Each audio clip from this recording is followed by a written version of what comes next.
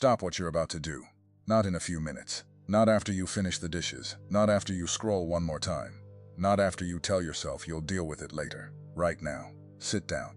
Because there is something pressing on you tonight that you have been trying to outrun, and I want to tell you the truth about it before you take one more step in the wrong direction.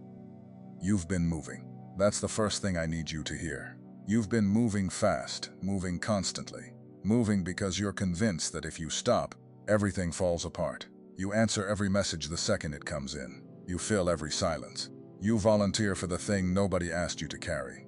You wake up already behind and you go to sleep already guilty. And somewhere underneath all of that motion, there is a quiet voice you keep silencing.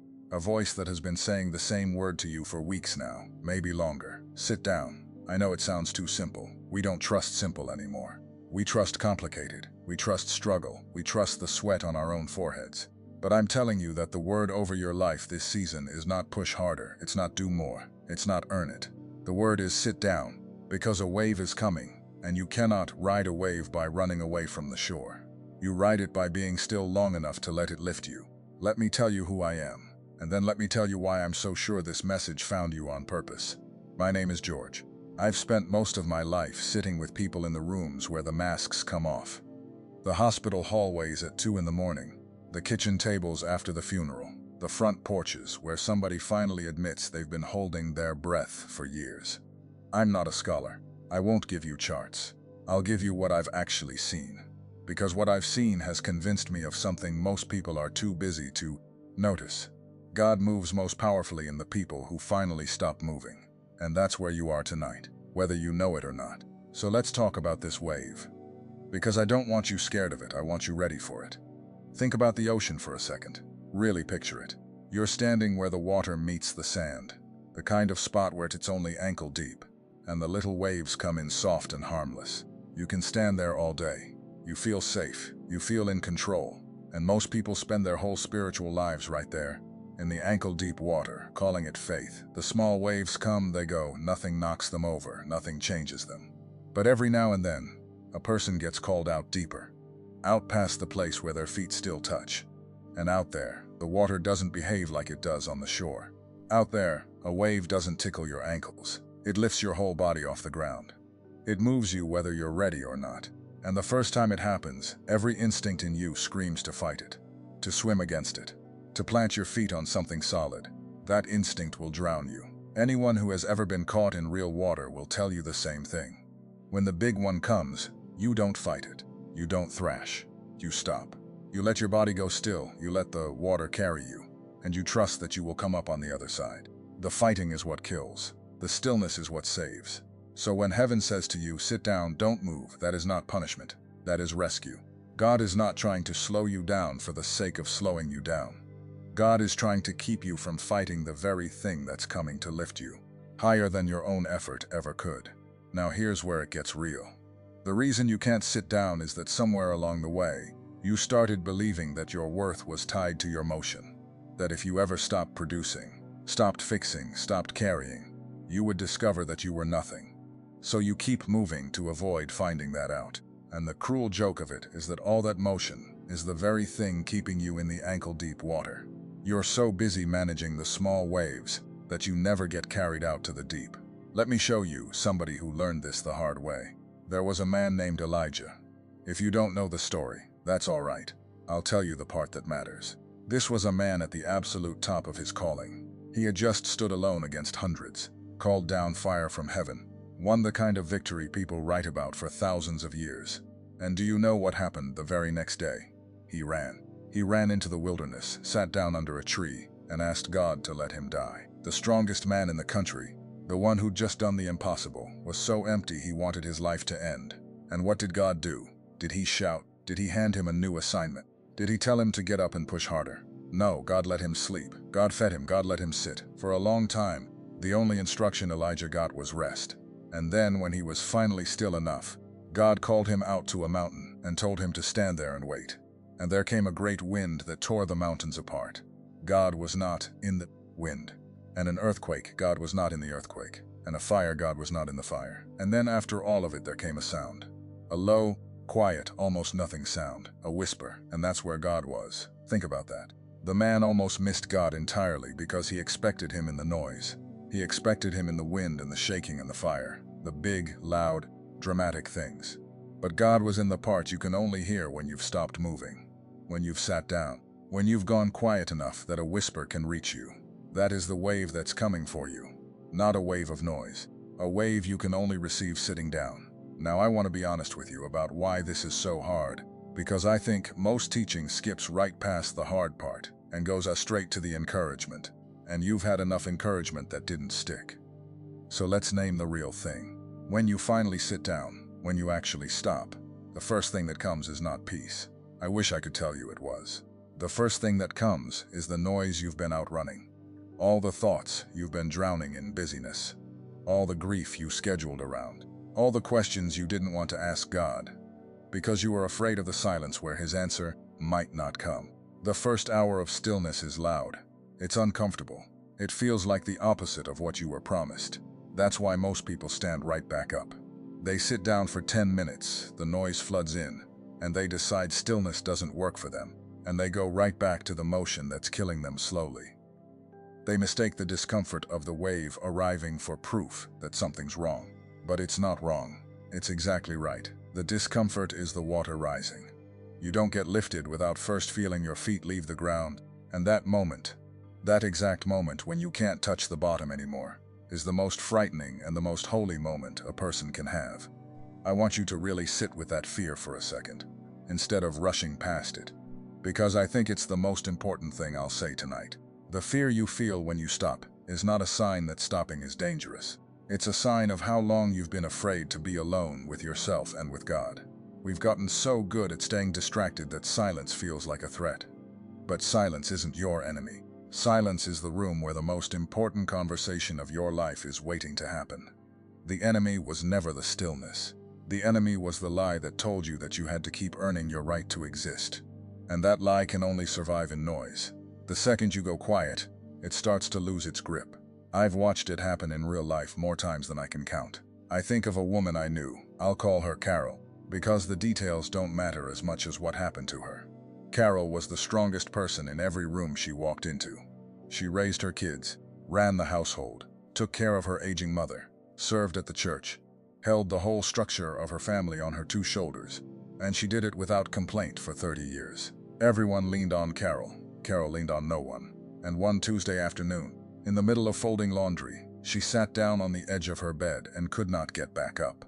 Not because anything was physically wrong, because something inside her had finally said, "That's enough. I cannot move anymore." And here's what she told me later. She said those first few days of being unable to push through were the most terrifying of her life. She said it felt like dying. All the things she'd been carrying piled up. The house got messier. The calls went unanswered. And she sat in the middle of all of it, convinced she was failing everyone she loved. But then something shifted. In the stillness, for the first time in 3 decades, she heard God.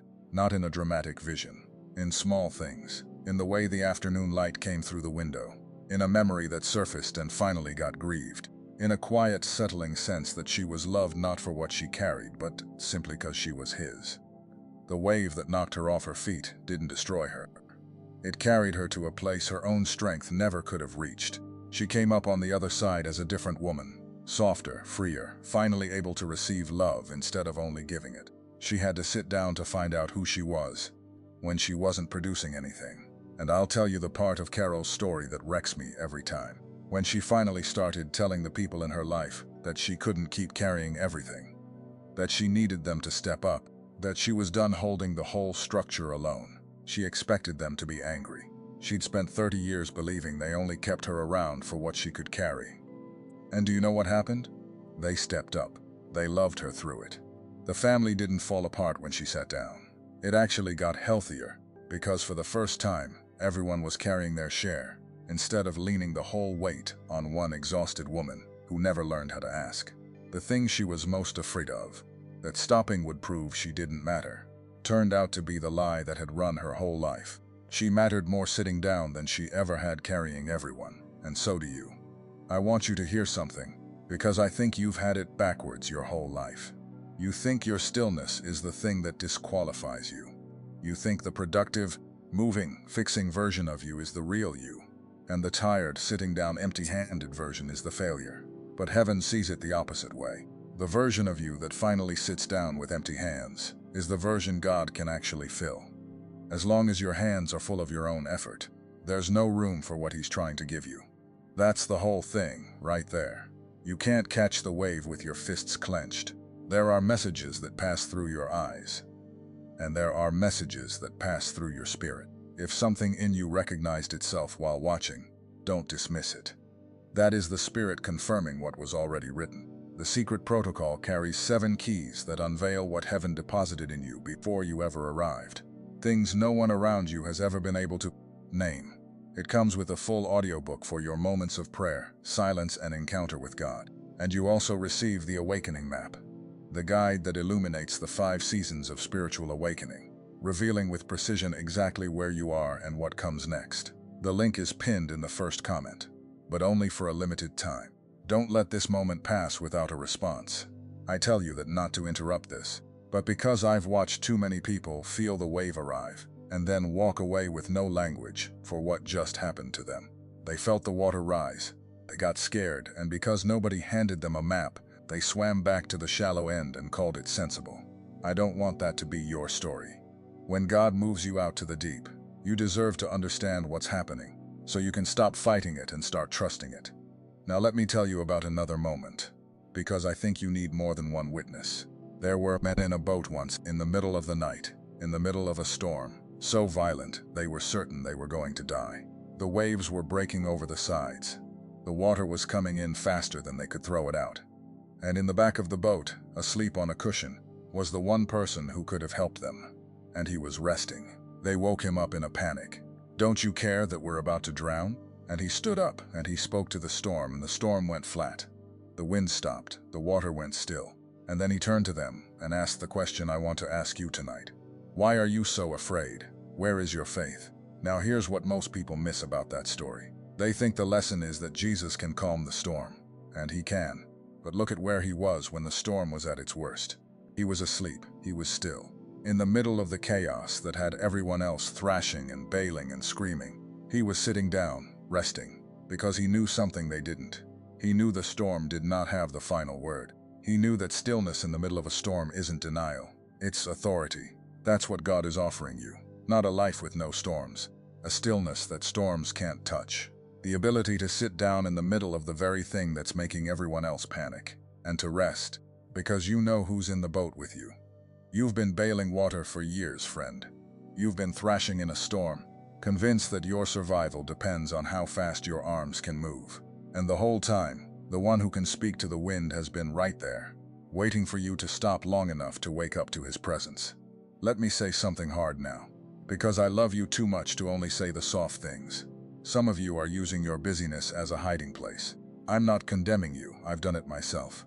But there's a difference between being called to work and using work to avoid God. There's a difference between serving and performing. And deep down, you know which one you've been doing. You know that some of your motion isn't obedience, it's avoidance. You stay busy so you don't have to sit in the room with the question you're afraid. God won't answer. You keep your hands full so you never have to feel how empty they really are. And God, in His mercy, is sending a wave big enough to stop you, not to punish you, to reach you. Because the gentle nudges didn't work, the quiet whispers got drowned out. So now comes something you cannot ignore. Something that will knock you off your feet. And the only question left is whether you'll fight it or float. Let me say it plainer, because I've lived it. The most exhausting thing a person can do is run from God, while telling everyone they're running toward Him. We dress our avoidance up in spiritual clothes. We call our restlessness zeal. We call our inability to sit still a servant's heart. We pile ministry on top of ministry, task on top of task, and we tell ourselves God must be so pleased with all this motion. But a child who never stops doing chores long enough to climb into their father's lap isn't a better child. They're a child who hasn't yet learned that they were wanted for more than their usefulness. And that's the thing the wave comes to teach you. You were wanted before you were ever useful. You were loved before you ever lifted a finger. Sit down long enough to let that sink past your head and into the place that's been aching your whole life.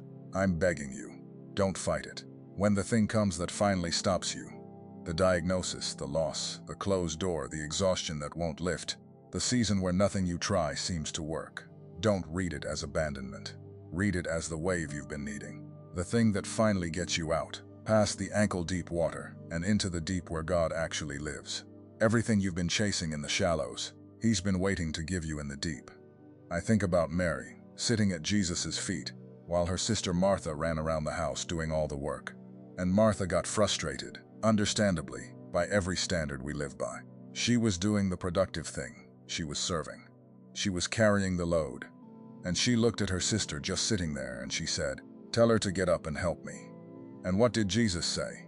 He said Mary had chosen the better thing, the one thing that wouldn't be taken away from her. He didn't say serving was bad. He said the sitting down, the being with, the stillness at His feet. That was the thing that mattered most. That was the thing Martha was too busy to receive. Most of us are Martha. We're so proud of our motion that we resent the stillness of the people who've figured out what actually counts. We've built whole identities around being the one who carries everything. And heaven is gently, persistently asking us to put it down and sit at His feet, because the wave that's coming can only be received by the ones who are still. There's one more person I have to tell you about, because his whole life turned on a single moment of sitting down when everything in him wanted to keep moving. His name was Moses, and before he was the man who stood in front of a king, before he led a whole people out of slavery, before any of the parts you've heard about, he was a runaway. He'd made a mess of his life back home, done something he couldn't undo, and he ran out into the desert and spent 40 years tending somebody else's sheep. 40 years. A man who'd been raised in a palace, who once thought he was going to be somebody, reduced to walking the same dry hills day after day, going nowhere. If anyone ever had reason to believe his moving days were over, it was him. And then one ordinary afternoon, out in the middle of that nowhere, he saw a bush on fire that wasn't burning up. "And here's the line I want you to catch," the voice said to him. "Take off your sandals, because the ground you're standing on is holy. Stop walking. Stand still. This patch of dirt, that looks like every other patch of dirt you've trudged across for 40 years, this is holy ground, and you'd have walked right past it if I hadn't stopped you." Think about how many holy moments we walk past because we won't stop. How many burning bushes we miss because we're moving too fast to notice the ground beneath our feet is already sacred. Moses didn't find his calling by hustling for it. He found it by being stopped in the middle of an ordinary day, by being told to take off his shoes and stand still long enough to hear who he really was. The desert wasn't punishment, it was preparation. The 40 years of going nowhere were 40 years of God getting him still enough to finally be useful. You may be in your desert right now. You may feel like you've been walking the same dry hills, going nowhere, watching the people around you get somewhere while you tend somebody else's sheep. I'm telling you, don't despise the desert. The wave that's coming for you was being formed in the very season you thought God forgot about you. Take off your shoes. The ground you've been resenting might turn out to be the holiest ground of your whole life. So let me tell you what to do, practically, because I don't want to leave you with only a feeling. Finish here. I want you to actually do it. Sit down. Not metaphorically, physically. Find a chair, find your bed, find the porch step, and sit. And don't bring your phone, don't bring your list, don't bring the next task. Just sit and let it be uncomfortable for a few minutes. Let the noise come, don't fight it. Let all the things you've been out running catch up to you in the quiet. And instead of running again, just say, "God, I'm here. I stopped. I'm not moving. Show me what you've been trying to show me." And then wait. The whisper doesn't come on your schedule. It comes when you're still enough to hear it. But it comes. I have staked my whole life on the fact that it comes. The God who fed Elijah under the tree, who slept through the storm, who welcomed Mary at his feet. That same God is waiting for you to stop long, enough to be carried. The wave is already on its way to you. You can feel it, can't you? That's why this found you. That's why you're still here, still listening, when you have 100 other things screaming for your attention. Some part of you knows the water is rising. Some part of you is tired of thrashing. And some part of you, underneath all the fear, is ready to finally let go and let yourself be lifted. Don't stand back up too soon. That's my last warning to you. The temptation, the second the discomfort hits, is to get up and get busy again, to call it a failed experiment and go back to the motion. Don't. Stay seated. Let the wave do what waves do. You did not survive everything you've survived to drown 3 feet from the rescue. The stillness you're so afraid of is the exact place your breakthrough is hiding. You are not behind. You are not failing. You are not being abandoned. You are being stopped, on purpose, by a God who loves you too much to let you keep running past the very thing you've been praying for. Sit down, don't move, and let the wave carry you home. Now I want to hear from you, and I want something specific, not something general.